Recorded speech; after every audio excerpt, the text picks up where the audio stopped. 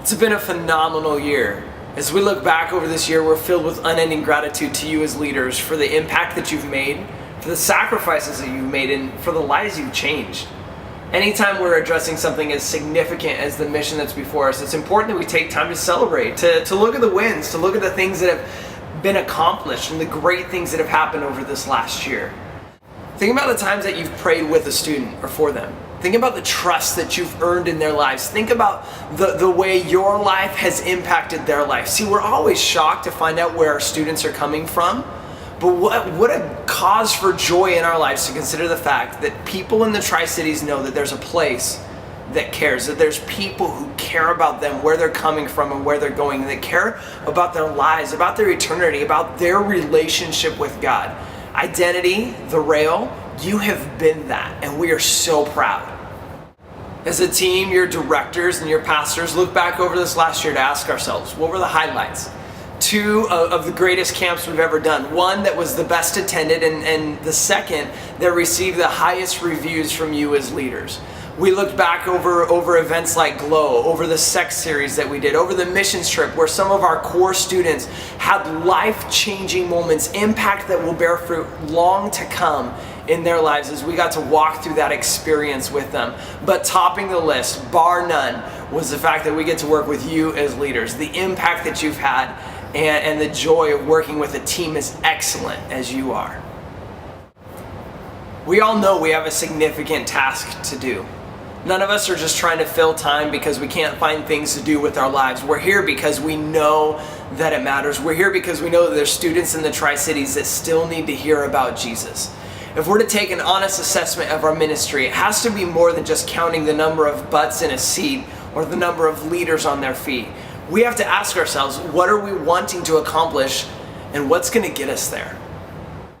So where are we as a ministry? We all know that we're getting a few things right. We are a diverse group of students from all over the Tri-Cities, representing the Tri-Cities pretty well. We're fun, we're talented, we don't all look alike. Many of our students are worshipers who have a good understanding of God and of His Word. They desire a relationship with Jesus. Our students are individually involved all around our community. Identity is not the only thing they do. It's one of the many good things that they do. Some of our students are growing and they have a good understanding of God, a great relationship with God, one that can be respected. Some of our students are very close-knit. They care deeply about one another. They fight for each other in their faith, in their families, in their relationships, in their integrity. We have a great group of students. We also know that there's some areas that need work. Along with the highlights reel, there's also a little bit of what we call a blooper reel. Things that didn't go so well. All of our blooper moments had this in common. They were events and activities where your directors and myself knew what we wanted, but you as leaders did not. And that was our fault. We didn't adequately communicate ahead of time what we were hoping for out of the event. The second thing is we noticed that they were all activities and events that were not planned far enough in advance. Surprise, surprise. Second thing we've addressed is that with our tight-knit group, there can tend to be a sense of exclusion, a sense of superiority, and a feeling that we're closed off. Even as we say that, we know that that can't happen. It's exactly the opposite of what Jesus had planned to do, but we also know that it's our human tendency. So we're going to have to put some strategy and some effort into changing that. The last thing we've addressed is that we've lacked a consistent strategy to involve new people in our ministry and into our teams. Again, something that we've got to change. The beauty of these understandings is that as we recognize them, we can address them. And as we address them, they will change. Why do we do what we do? Because there's a world that needs to know that there is hope in the transforming relationship with Jesus Christ. That there's healing for hurts, that there is new life in Him. But let's be honest, that's a daunting task. So let's narrow the field a little bit. We love that we belong to an incredible church here at Faith, one that's addressing the need for people all around the world to know about Jesus. From right here in our community to all around the world, we're investing time, energy, and influence into making sure that people hear that there's hope in the message of Jesus. Our job, simply, is the students. Students in middle school and high school. From Southridge to Taylor Flats, from Benton City to Burbank. Our job is to address the need of students, that there's hope in Jesus. But let's narrow it down just one more step. What if everyone in our community took a step in? See, I look at it like this. Think of a target. The outside ring represents the people in our community, students all over the Tri-Cities. The ring inside of that represents guests who have visited Identity, or maybe they visit on a semi-regular basis. The ring inside that represents students who are regulars. They come twice a month. They call Identity their youth ministry. Inside of that, we would call the students committed. They're here all the time. They're part of our lifeblood. They're people who are stepping up to the plate and putting ownership into Identity. Beyond that is our leaders, people who are up front, making things happen, people that we're saying, hey, this is an example of what it means to be a student and to love Jesus. Now here's a thought. What if over the next 10 months, everyone took a step in? What if everyone in our community found out that there's a ministry in West Pasco that reaches out to students, that is a place where everyone can belong? What if they became guests of Identity? What if those who had visited once, maybe twice, or will visit this year, decided that they're going to become regulars, that they're going to become people who call Identity home? And then what if the regulars became committed? What if they owned Identity and made it theirs?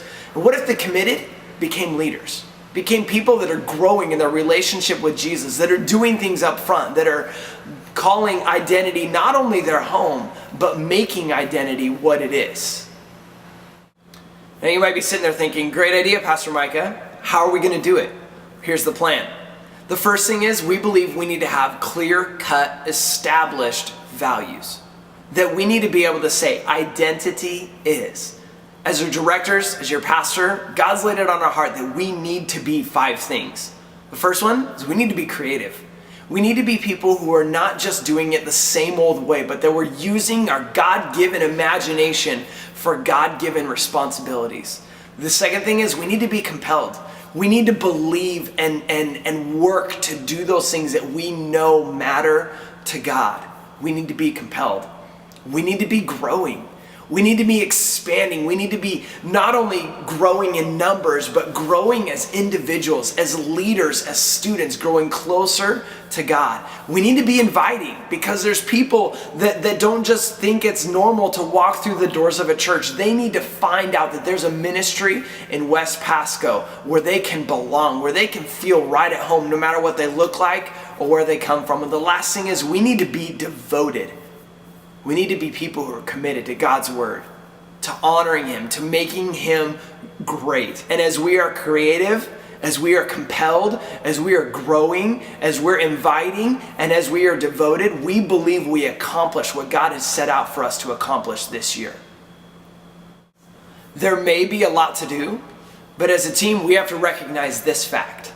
Together, we can.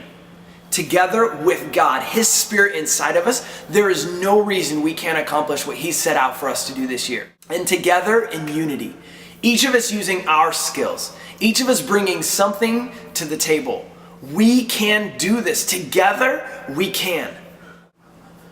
This year, it's our heart and our passion that we would see you thrive in your area of gifting. See, you're great at something, and you are great at something that no one else on our team is great at. And we believe that as each of us brings something to the table and decide, I'm going to make this youth ministry better by doing whatever it is that you're gifted at. Together, we get to see the power of the combined effort of us making something better. See, the thing is, as I talk about this, there's probably already something in your head. Something that you've looked at and said, man, it would be awesome if we could.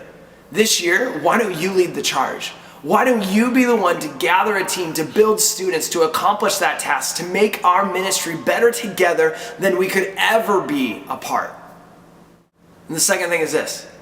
We recognize that with a diverse group of students, that we have to have a variety of options to help them grow in their faith. There are so many different places. They have such different backgrounds and different ideas about God and who He is and what it means to live for them, that we can't any longer think that one approach would hit all of them. I'm excited to announce to you that this year we're going to be launching something that we've never done before. We're calling it growth groups, and it's exactly that.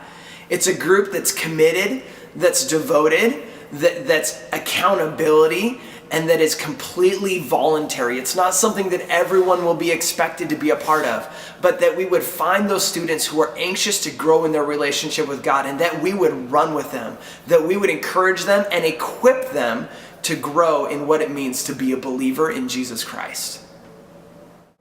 Our growth groups will be as diverse as the leaders who lead them.